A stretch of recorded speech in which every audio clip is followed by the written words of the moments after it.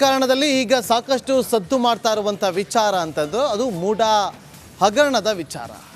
ಈ ವಿಚಾರವಾಗಿ ತನಿಖೆ, ಚರ್ಚೆಗಳು, ಕಾನೂನು ಸಮರ ನಡೀತಾ ಇರುವಂಥ ಸಂದರ್ಭದಲ್ಲೇ ಮಾಜಿ ಆಯುಕ್ತನಿಗೆ ಸರ್ಕಾರದಿಂದ ಗಿಫ್ಟ್ ಅನ್ನು ಕೊಡಲಾಗಿದೆ.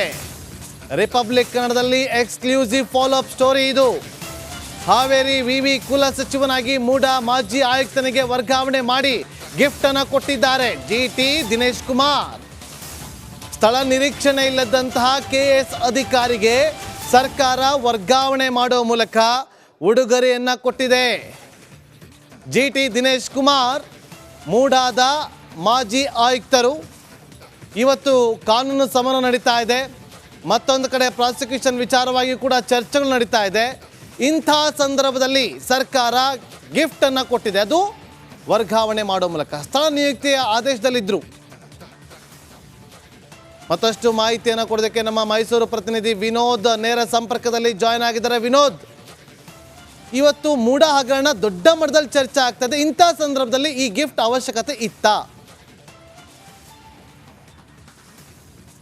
ನಿಜಕ್ಕೂ ಕೂಡ ನಾಗೇಂದ್ರ ಬಾಬು ಅರ್ಥನೇ ಆಗ್ತಾ ಇಲ್ಲ. ಯಾಕೆಂತಂದ್ರೆ ಸರ್ಕಾರ ಈ ರೀತಿಯಾಗಿ ಅಂದರೆ KS ಅಧಿಕಾರಿ ಅಷ್ಟರ ಮಟ್ಟಿಗೆ ಸರ್ಕಾರದ ತನ್ನ ಪ್ರಭಾವವನ್ನು ಬೆಳೆಸಿದ್ದಾರ ಅನ್ನುವಂಥದ್ದು ಸಾಕಷ್ಟು ಮಟ್ಟದ ದೊಡ್ಡ ಮಟ್ಟದ ಚರ್ಚೆ ಆಗ್ತಾ ಇರುವಂಥದ್ದು.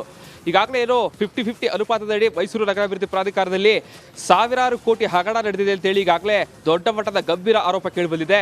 14 ಸೈಟ್ಗಳನ್ನು ಪಡೆದಿರುವಂತಹ CM ಸಿದ್ದರಾಮಯ್ಯ ಅವರ ವಿಚಾರ ಒಂದು ಕಡೆ ಆದರೆ, ಮೂಡಾದಲ್ಲಿ ನಡೆದಿರುವಂತಹ ಸಾವಿರಾರು ಕೋಟಿ ಹಗರಣದಲ್ಲಿ ಇಲ್ಲೇನ ಆಯುಕ್ತರಾಗಿದ್ದಂತಹ ಏನು GT ದಿನೇಶ್ ಕುಮಾರ್ ಇರ್ಬೋದು, ಜೊತೆಗೆ ನಟೇಶ್ ಇರ್ಬೋದು, ಇವರಿಬ್ಬರ ಮೇಲೆ ಸಾಕಷ್ಟು ದೊಡ್ಡ ಮಟ್ಟದ ಗಂಭೀರವಾದಂತಹ ಆರೋಪಗಳು ಕೇಳಿಬಂದಿದೆ. ಈಗಾಗಲೇ ಶ್ರೀವಾಸ್ ಅವರು ಕೂಡ ಅವರನ್ನ ಸಸ್ಪೆಂಡ್ ಮಾಡಿ ಅವ್ರ ವಿರುದ್ಧ ಕ್ರಿಮಿನಲ್ ಕೇಸ್ ದಾಖಲು ಮಾಡಬೇಕು ಅಂತೇಳಿ ಆರಂಭದಿಂದಲೂ ಕೂಡ ಹೇಳ್ತಾ ಇದ್ರು.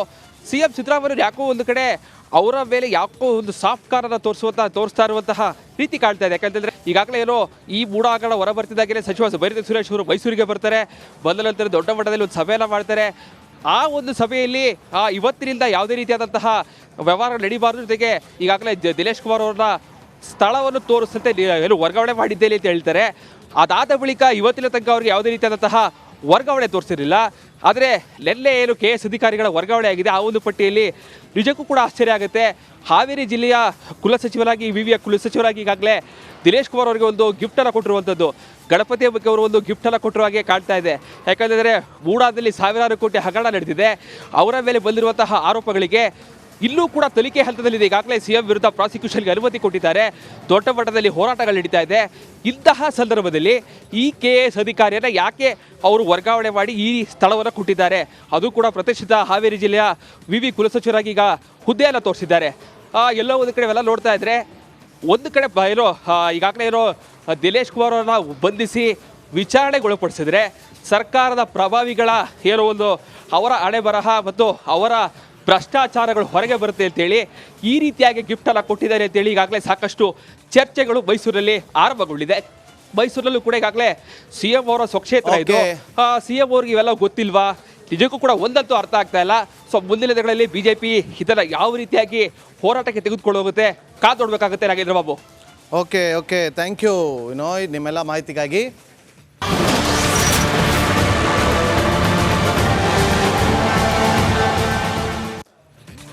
ಚೌಕ ಬಂಡಿ ಆಟ ನಂಬರ್ 1. ಇನ್ನು ಏನೇನು ಆಟಗಳು ಶುರುವಾಗುತ್ತೋ ಗೊತ್ತಿಲ್ಲ. ಯಾಕೆಂತಂದರೆ ನಿನ್ನೆ ಒಂದು ವಿಚಾರವನ್ನು ಗಮನಿಸಿದ್ವಿ. ಅಲ್ಲಿ ಬಳ್ಳಾರಿ ಕಾರಾಗೃಹದ ಹೊರಭಾಗದಲ್ಲಿದ್ದಂಥ ಒಂದಷ್ಟು ಜನ ಒಂದು ಹೇಳಿಕೆಗಳನ್ನು ಕೊಡ್ತಾಯಿದ್ರು. ಅಲ್ಲಿ ರಾಜಾತಿಥ್ಯ ಸಿಗ್ತಾ ಇತ್ತು, ಇಲ್ಲಿ ರಾಜನಿಗೆ ರಾಜಾತಿಥ್ಯ ಸಿಗುತ್ತೆ ಅಂತೇಳಿ. ಅಂದರೆ ಬೆಂಗಳೂರಿಗಿಂತ ಹೆಚ್ಚು ಫೆಸಿಲಿಟಿ ಇಲ್ಲಿದೆ ಅನ್ನುವ ವಿಚಾರಗಳನ್ನು ಅಲ್ಲಿ ಇದ್ದಂಥವರೇ ಒಂದಷ್ಟು ಜನ ಹೊರಗಡೆ ಈಗ ಬಂದಿರೋರು ಹೇಳಿಕೆಗಳನ್ನು ಕೊಡ್ತಾಯಿದ್ರು. ಈಗ ಗಪ್ಚುಪ್ ಆಗಿದ್ದಾರಂತೆ ಬಳ್ಳಾರಿ ಸೆಂಟ್ರಲ್ ಜೈಲಿನಲ್ಲಿ. ಹೊಸತನ ಅಲ್ವಾ? ಅಧಿಕಾರಿಗಳ ಖಡಕ್ ವಾನ್ಗೆ ಕಾಟೇರ ತಂಡ ಹೊಡೆದಿದ್ದಾರಂತೆ. ಸೆಲ್ನಲ್ಲಿ ವಿಲವಿಲ ಅಂತಿರುವಂಥ ಕಾಟೇರನಿಗೆ ಈಗ ಒಂದಷ್ಟು ವಾರ್ನಿಂಗ್ ಕೊಟ್ಟಿದ್ದಾರೆ. ಜೈಲು ನಿಯಮ ಪ್ರಕಾರ ತಿಂಗಳ 4 ಬಾರಿ, ತಿಂಗಳ ಮೊದಲ ಮತ್ತು 2ರಲ್ಲಿ ಚಿಕನ್ ಮಟನ್ ಸಿಗುತ್ತೆ. 3ನೇ ಶುಕ್ರವಾರ ಚಿಕನ್ ಸಿಗುತ್ತೆ. ತಿಂಗಳ 2ನೇ ಮತ್ತು ಕೊನೆಯ ಶುಕ್ರವಾರ ಮಾತ್ರ ಮಟನ್. ಅಂದರೆ ಇವತ್ತು ಅವರಿಗೆ ಮಟನ್ ಊಟ ಸಿಗುತ್ತೆ. ನೋಡಿ, ಇಲ್ಲಿ ದಿನ ಸಿಗ್ತಾ ಇತ್ತೇನೋ, ಅಲ್ಲಿ ನಾವು ಹಾಗೆ ಅಂದ್ಕೊಂಡಿದ್ವಿ, ಓ ಇಲ್ಲಿ ವಾರಕ್ಕೊಮ್ಮೆ ಮಾತ್ರ ಸಿಗುತ್ತೆ ಅಂತೇಳಿ. ಆದರೆ ಫೋಟೋ ರಿವೀಲ್ ಆದಮೇಲೆ ಗೊತ್ತಾಗಿದ್ದು ಡೈಲಿ ಸಿಗುತ್ತೆ ಅಂತೇಳಿ. ನೋಡಿ, ಈತ ಮಟನ್ ಕಟ್ ಮಾಡೋರಂತೆ. ಇಲ್ಲಿ ಹೋಗ್ತೀನಲ್ಲ ಈ ವ್ಯಕ್ತಿ, ಮಟನ್ ಕಟ್ ಮಾಡುವಂಥ ವ್ಯಕ್ತಿಗೆ ಹೋಗ್ತೀಯ ನೋಡಿ. ಇಲ್ಲಿ ಈತ ಬಳ್ಳಾರಿ ಜೈಲ್ ಒಳಗಡೆ ಹೋಗ್ತಾನೆ, ಮಟನ್ ಕಟ್ ಮಾಡಿ ಬರೋನು ಆತ. ಮಟನ್ನಲ್ಲಿರುತ್ತೆ ಶುಕ್ರವಾರ, ಅಂದರೆ ತಿಂಗಳಿನ ಮೊದಲನೆಯ ಶುಕ್ರವಾರ ಹಾಗೂ ಕೊನೆಯ ಶುಕ್ರವಾರ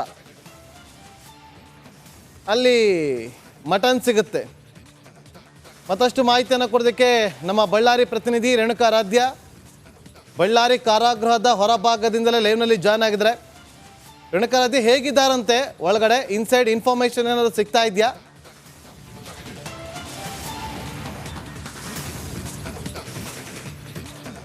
ಎಸ್ ನಾಗೇಂದ್ರ ಬಾಬು, ದರ್ಶನ್ ವಿಚಾರಕ್ಕೆ ಸಂಬಂಧಪಟ್ಟಂತೆ ಕೆಲವೊಂದು ಇನ್ಫಾರ್ಮೇಷನ್ಗಳು ನಮಗೆ ಸಿಗ್ತಾ ಇರ್ತಕ್ಕಂಥದ್ದು. ಅಂದರೆ ಪರಪ್ಪನ ಅಗ್ರಹಾರ ಜೈಲಿನಲ್ಲಿ ದರ್ಶನ್ ಯಾವ ರೀತಿ ಹಾಕಿದ್ರು, ಬಳ್ಳಾರಿ ಸೆಂಟ್ರಲ್ ಜೈಲ್, ನಾನೀಗ ಇದೇ ಜೈಲಿನ ಮುಂಭಾಗಿದ್ದೇನೆ, ಈ ಜೈಲಿನಲ್ಲಿ ಯಾವ ರೀತಿ ಆಗಿದ್ದಾರೆ ಅನ್ನೋದು ಸಾಕಷ್ಟು ಚರ್ಚೆಗೆ ಗ್ರಾಸವಾಗ್ತಾ ಇರ್ತಕ್ಕಂಥದ್ದು. ಅಂದರೆ ಈ ದೃಶ್ಯದಲ್ಲಿ ನೋಡ್ಬೋದು ನಾಗೇಂದ್ರ ಬಾಬು, ನಾನು ಈ ದೃಶ್ಯದಲ್ಲಿ ತೋರಿಸ್ತೀನಿ. ಈಗ ಮಟನನ್ನು ಜೈಲಿನ ಒಳಗೆ ಒಯ್ತಾ ಇರ್ತಕ್ಕಂಥದ್ದು. ಅಂದರೆ ಪ್ರತಿ ಶುಕ್ರವಾರ, ಅಂದರೆ ತಿಂಗಳಲ್ಲಿ 2 ಶುಕ್ರವಾರ ಮಟನನ್ನು ಕೊಡ್ತಾರೆ, ತಿಂಗಳ 2 ಶುಕ್ರವಾರ ಚಿಕನನ್ನು ಕೊಡ್ತಾ ಇರ್ತಕ್ಕಂಥದ್ದು.